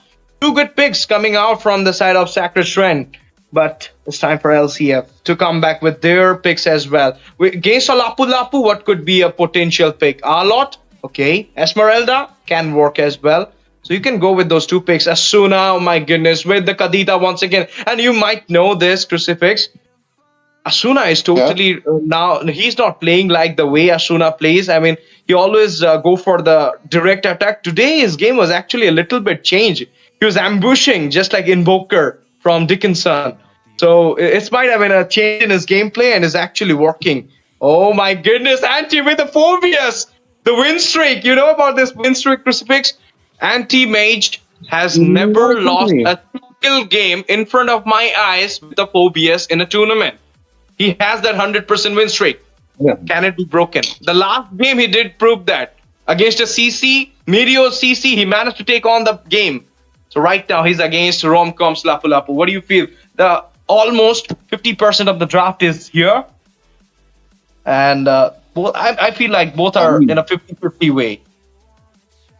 I mean, you're absolutely right. There's like 5 heroes that's picked until now and 5 left, so it's 50% done. We've got the Kadita, who is like a strong contender for a dive hero, but one thing's for sure, though, Team LCF don't really have anyone in the front lines to actually tank, unless maybe, you want the Phobius into the front line in itself and not, pressurizing the back line and making sure the enemies don't really get near the objectives. I think Phobius is supposed to be doing that instead of, being a frontline damage soaker. He could actually switch up a little bit, but the Phobius is way better off as a damage dealer in the back line. But again, like you just said, I mean, I've never actually seen Anti lose either with the Phobius, but let's just face it. It's a rom-com on the Lapu Lapu. Do you think he's going to be able to, keep the win streak going? If you will see, I mean, Lapu Lapu is actually not the counter of Phobius. Phobius is actually the one who counters Lapu Lapu. But Romcom rotation that day was totally insane. I mean, he was claiming the EXP lane, going into the goal lane. That was a hell of a lot rotation. You can go for a turtle, you can go for the mid, but he was going into the opposite side. So that rotation was too fast that day. If that rotation is still going on by him, he might give a early game snowball to the side of Sacred Shrine. But the main thing is, whatever I am seeing right now from Anti in the last 2 games, you know what? He was in a Lapu Lapu Mirio was in a CC, counter of Lapu Lapu. Then I saw the second game, he was in a Phobius. Mirio was again on the CC, counter of Phobius. So still he managed to win the lane. This is the thing I'm talking about. But right now, he is the counter of Lapu Lapu. The dashes, the bravest fighter dashes, might get a big trouble by those Infernal Pursuit, because he will have unlimited Infernal Pursuit if you'll see those dashes coming in and in again and again. That is the thing what I'm talking about. So the EXP they had already won. Right now it's time for it to see what the goal lane prioritizing will be happening here from Fate as well as from Dada, Stark TZ. A good goal lane hero right now will be Argus, just saying. But I think that nobody's going to actually pick Argus, sadly. It's just my dream to actually see Argus being played in the pro scene, and I hope that actually happens one day. It's not going to be happening today because Ranger's going to get banned. The priority on the side of Team LCF is to ban all the goal laners. We've got the Gacha, Kacha, and Kaja getting banned on the side of Team Sacred Shrine. We've got the whole flex pick, Shabazz going on. I don't think it's a good idea to actually keep Fanny open, and the Fanny gets banned too, because obviously once you ban the Kaja, you're obviously going to expect a fan on the side of Team Sacred Shrine, unless of course you have the pocket pick Franco, which is very rare and kind of like a hit or miss with the hook. It's kind of confusing. Hakaja is always that one hero that can always lock down Fanny and make sure she is going to be shut down. Team LCF quickly picked up on that, got the Fanny in the ban section. Without further ado, we're in the second phase of picking, and both teams are ready to pick. Sacred Shrine gets the first pick. That means one pick for him, one pick for them, and then LCF gets 2 picks, while Sacred Shrine gets the last one. Of course, Sacred Shrine with the first pick right now in the second picking phase. And might go for that jungler. They banned the Kaza, so there is a chance that Joy can come up. Oh, so it's a Bruno first. Fate with the Bruno. That means it's a chance that Stark TZ can go with a Natan here. Or he can go for the Harith as well. It's open. Moskov is open. Irithel as well. I mean, a lot of options here on for him. Not only one, got banned, so Irithel is open, Moskov is open, Harith is open. 3 picks over a Bruno is open right now, so they can go for anything. And Dada is good with the Irithel as well as with the Moskov as well as with the Harith. And Fate is also good with Moskov, but I don't know why he went for the Bruno. Maybe he wants to prioritize it. But you know what? Joy is still open, and Van Satoro is known for his Joy gameplay. Fanny might come in, but not sure about it. Caramella, it is. Beatrix, oh my goodness. Out of the blue, 2 picks comes in, a Caramella and a Beatrix against a Bruno. How it's gonna work is all about the snowball for the Beatrix in the early game. But I feel like Bruno will have an upper hand. What do you feel? I feel like right now the Carmilla pick is just a pocket pick just to make sure the Lapu Lapu and Hylos don't really get into LCF bases. And to make sure that the backline also shares some damage with the Curse of Blood. I think it's a good idea, especially paired up with the, Beatrix's ultimate, especially from Bennett. Maybe the Nibiru's ultimate can actually wipe out and do a lot of damage, alongside the Carmilla's Curse of Blood. It's a good option. But from the side of the Sacred Shrine, they go for the Fredrin pick as their jungler. That's the last pick of the game. And we've got a utility jungler on the side of Team Sacred Shrine, while an assassin jungler on the side of Team LCF. I have this kind of like long staying stigma that I believe that utility junglers are always better than assassin junglers. It's just me, I think so, but the Yi Sun Shin kind of works around utility junglers most of the time. I have a feeling though that this Fredrin is going to go crazy today, because I've recently been trying this one thing where I've been playing Fredrin full damage with the War Axe, Blade of Hepsies, and everything, and it's going crazy. He's better than most assassins. Of course, the set is already fired right now. Van Satoro with the Fedrin, Ishan Chin on to Serrar Moon. 2 of the junglers will be most seen in this game, and you know what? Stark TZ with the Beatrix against a Bruno of Fate. I mean, Kelra. I'm just taking his real name. That is Fate, obviously. I know it. So he just changed his IGN, doesn't mean that he's not Fate. So I'll not talk about it. You know what? I mean, both of the lines are looking great. If you'll actually see, I mean, both of them have each of their counters in their way. Fedrin actually counters the, you can say, the Beatrix as well as the Ishan Shin's mobility can be hindered by it. Kimi is there for the burst, for the long range burst. And here we are, game number 1 at the Nerd 3.0, powered by Wajam Esports. It is the lower bracket finals being played by Sacred Shrine into the red side, LCF into the blue side. Is the start of the BO5 series, guys. We can already see the jungle clearing of Ishan Shin is way more faster than the Phobius, and there is a burst coming in by the Kimi. Will be making those two from the mid to go back. Oh, but look at that. The positioning is absolutely peculiar because right now Yisun Shin is kind of in a dangerous situation against, like, right in front of the Hylos and Fredrin. He's not going to be able to do damage to them, especially this early on in the match. The Little Wonder is going to go directly to the side of Team Sacred Shrine. They've got the advantage going up. That means Fredrin's going to get the level 4 faster than Yisun Shin. Hopefully, fingers crossed. But we all know how fast Yisun Shin farms up, and I think in the EXP lane, he's going to get the crab and get the level 4 pretty fast. I think the rotation going to the top lane is the smart move to play because Kelra, Fate, and also, Dada is they actually won't be, engaging early on. And look at that. In the mid lane, we've got Carmilla stunning Kimi, and I think there's going to be a follow-up from them.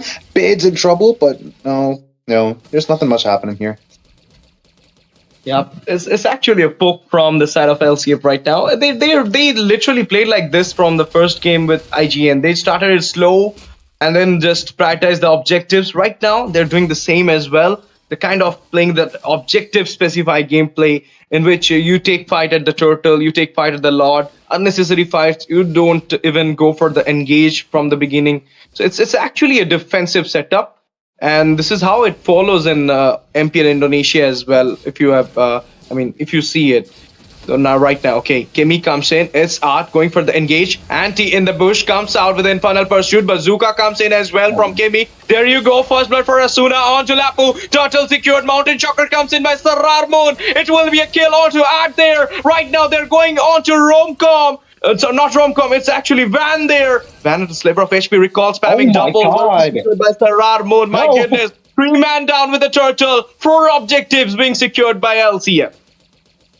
Oh my god, the breadth of the ocean and the rough waves just absolutely demolished Lapu Lapu. I hated to see that. But look at that. They're not actually prioritizing on taking... Okay, top lane. Oh, there's a little bit of a skirmish. Lapu immunes it. I think Phobius is in trouble. Anti going back to base. Straight back to base, but I think B is actually... Oh, the flicker! I guess the kill. Romcom is going insane right now, but he's now stuck between a rock and a hard place because now we have him dying straight into the base again because of his unforgivable act against Anti. Team LCF are not going to take that, and not talk about it. They're going to make sure Romcom suffers and goes back to the base. Obviously, you know what? You went for overextension for that 1 kill, and then 2 people were there surrounding you, trapping you down. Now there's an ambush. I'm talking you. Asuna's gameplay is kind of changed today. Oh my goodness, we anticipated it. Bravish fighter, rough waves to go back, but Fedrin coming in. Asuna is right now in a very bad position. In the meantime, killing spree coming out for Sarar Moon on to add there. Kimi's with the damage from the backline. There you go. Lapu Lapu got down, shut down for Sarar Moon. Double kill will be secured onto Van Satora right now. A lot of damage. Bazooka come in. Flicker comes up. And it will be a slay onto the Kimi. My goodness, Beat got down and it is stuck. TZ's rotation from goal to mid.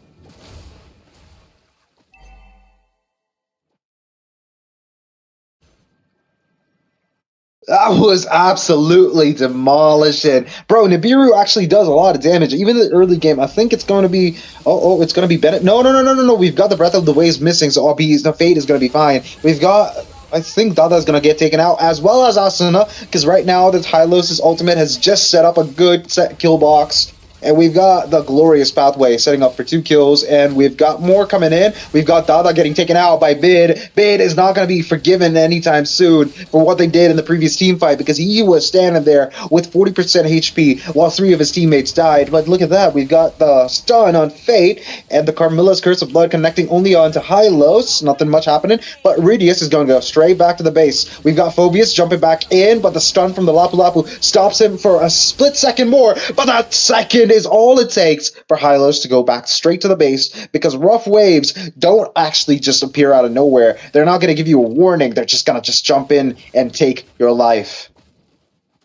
It's okay. I mean, I feel like Sacred Shrine just equalized the things that happened on the early phase.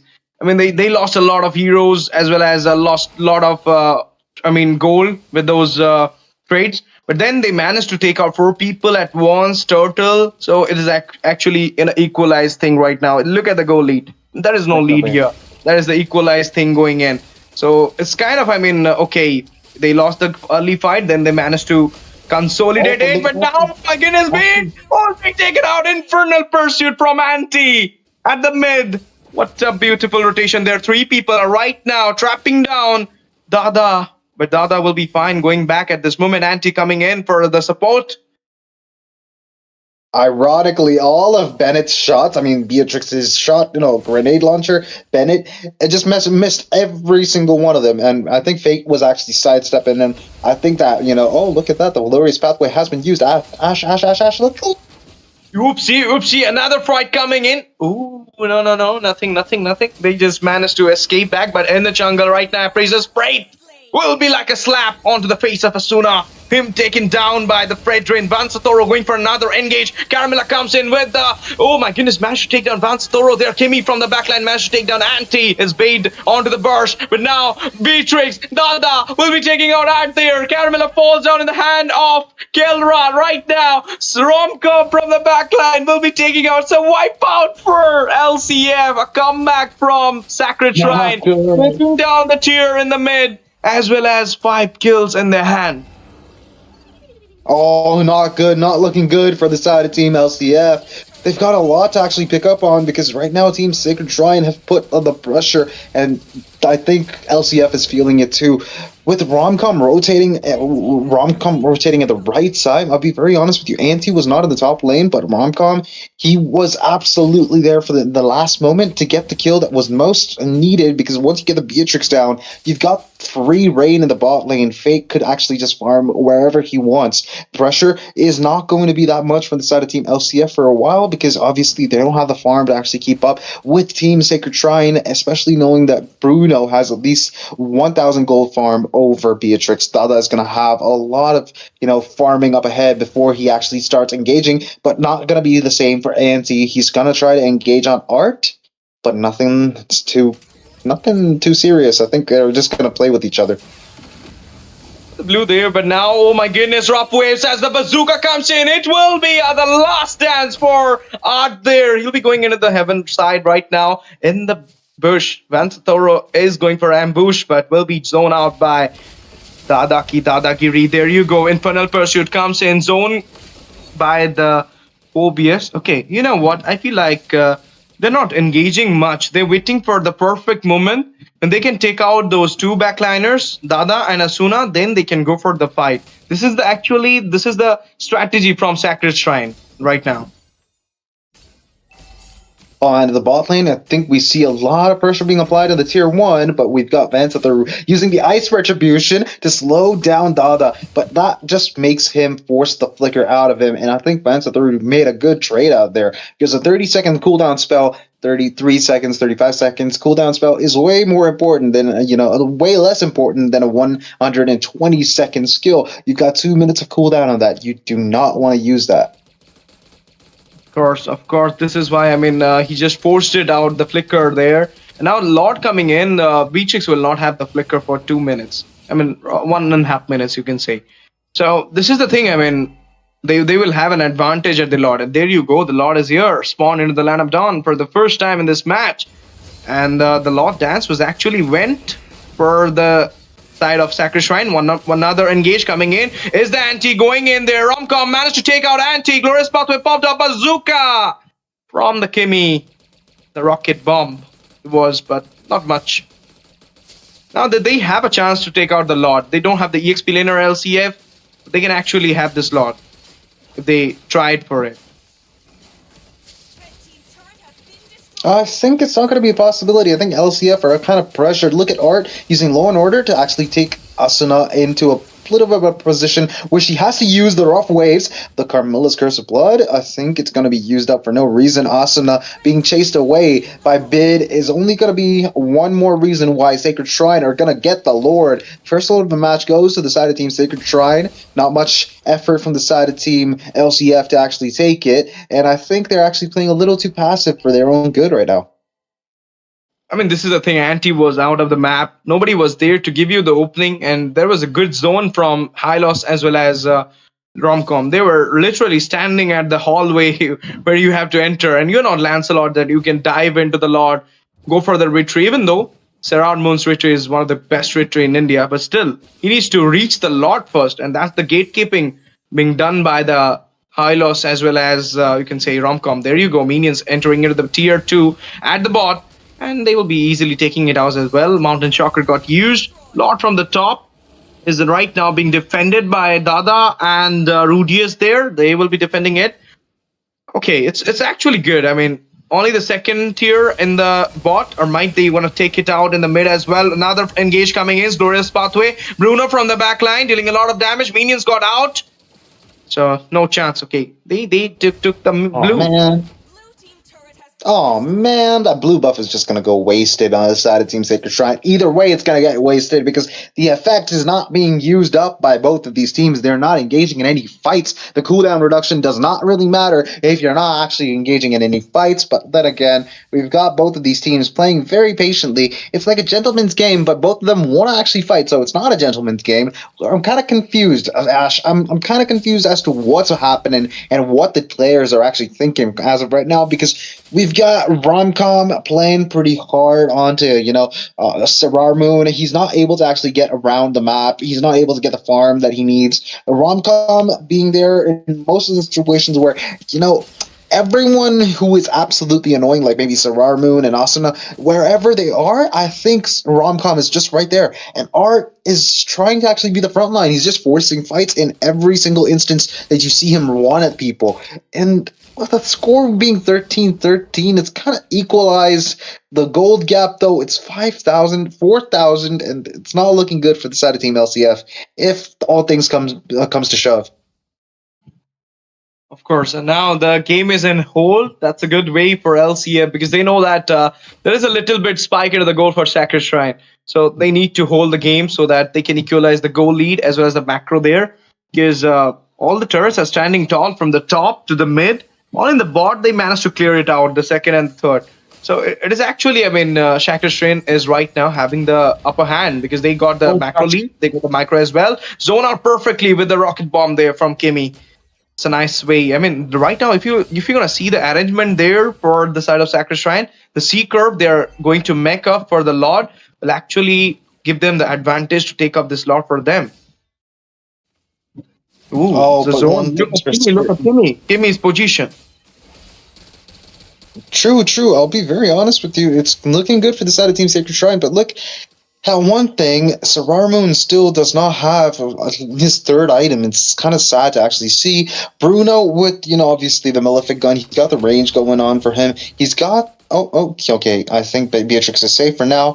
I think, Bruno is actually pretty okay for now, at least. He's got the range up to actually, I think 18 feet. Okay, there's a team fight. I'll talk about it later. Okay, yep. Another engage comes in. Mountain Shocker. There you go. Dada finds a kill onto the Van Satoru. And it will be a mega kill for the Kelra as well. Anti falls down. This is actually 4 members from both these sides. They will not be able to take the Lord. Sacred Shrine, because they lost their jungler. So Lord Dance already started from LCF. They might come for this Lord, but they don't have the opener. They don't have the one who will go for the engage, Phobius. So it's actually nobody will be getting the Lord this time. They have to wait for the jungler as well as the EXP, but LCF is trying either way. They're going for the Lord. They know they have the retreat right now. Glorious Pathway popped up. Rock Whips as well. Engage coming in. Price Chakra Shrine right now. A lot of burst damage by the Kimi. Might taken out the Rudius in this process. Yep, it will be the Rudius taken down by Kelra. Roamer without the Roamer. Do you feel like they will go for this Lord? Or it will be an uncontested free Lord for the side of Sacred Shrine? Okay, no. Phobius comes in. It's Anti. Going for the Engager right now. Rocket Bomb. No. Lord being secured by the side of Sacred Shrine. Kelra. Appraisers Wraith will be taking out there. Sarar Moon as well as, there you go, Beatrix with the double, might go for the triple, but before that a monster will be secured by Kelra. Oh my goodness, he will be going for a double onto the Kadita, shut down onto the Kelra, triple will be concluded by Dada, and minions will be guiding out the inhibitors on the bot, will be taking out as well. Yeah, it does it. And now I think the mid tier will be falling down as well, and they might defend the Lord as well.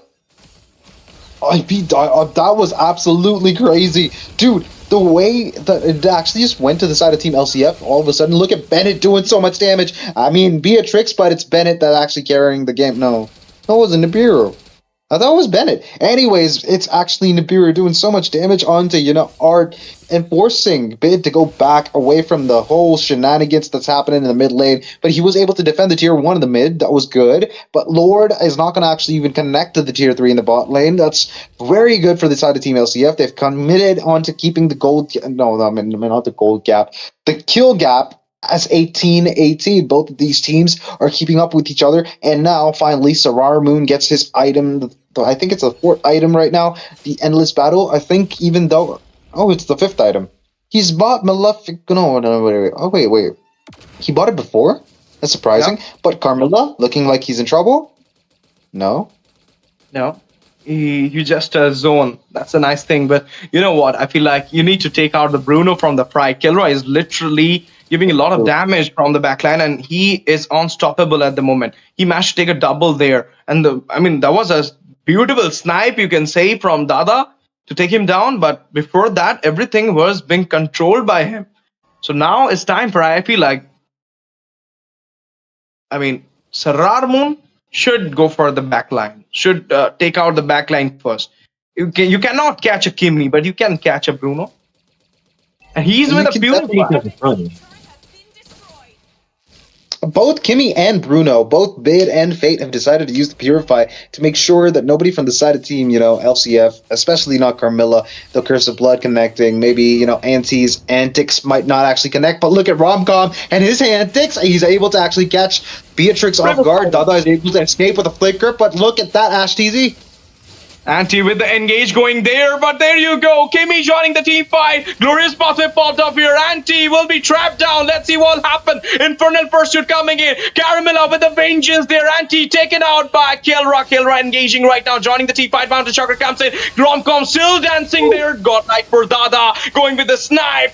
And Romcom falls down. My goodness. 1 for 1. EXP for EXP.